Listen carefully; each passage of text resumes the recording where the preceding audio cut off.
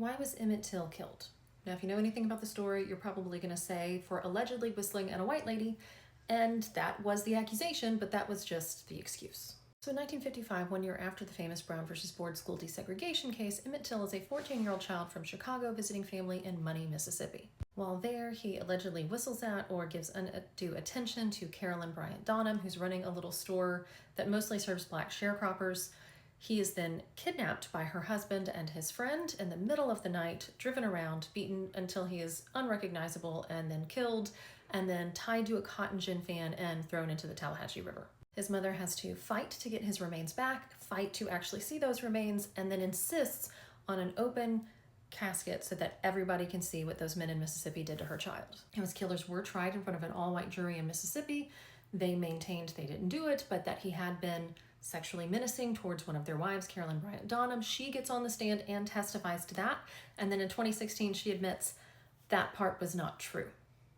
She lied on the stand to protect the men who did this. Excuse that racist violence was somehow protecting white women, it's just that, an excuse. And it had been all the way back to when Ida B. Wells first called it out for being an excuse and a lie back in the 19th century. But after they are acquitted and can no longer be charged due to double jeopardy in the US Constitution, his killers made a confession in Look magazine, an interview they were paid thousands of dollars for.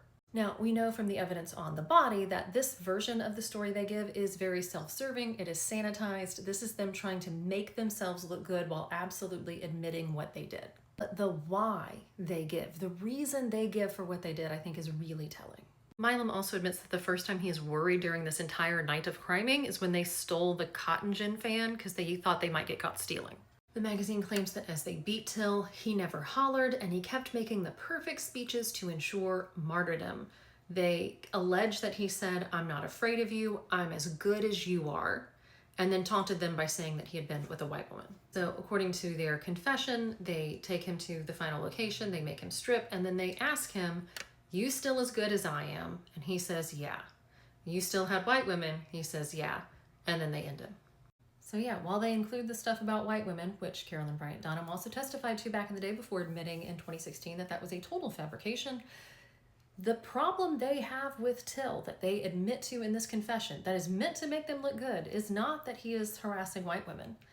It's that he's talking back to them and thinks he's as good as they are.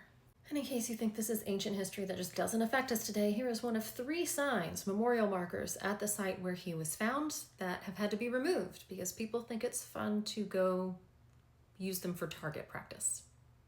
One of them's in the Smithsonian today. They're on the 4th sign now, this one made of steel. It weighs more than 500 pounds and is over an inch thick, and the manufacturer says it's bulletproof.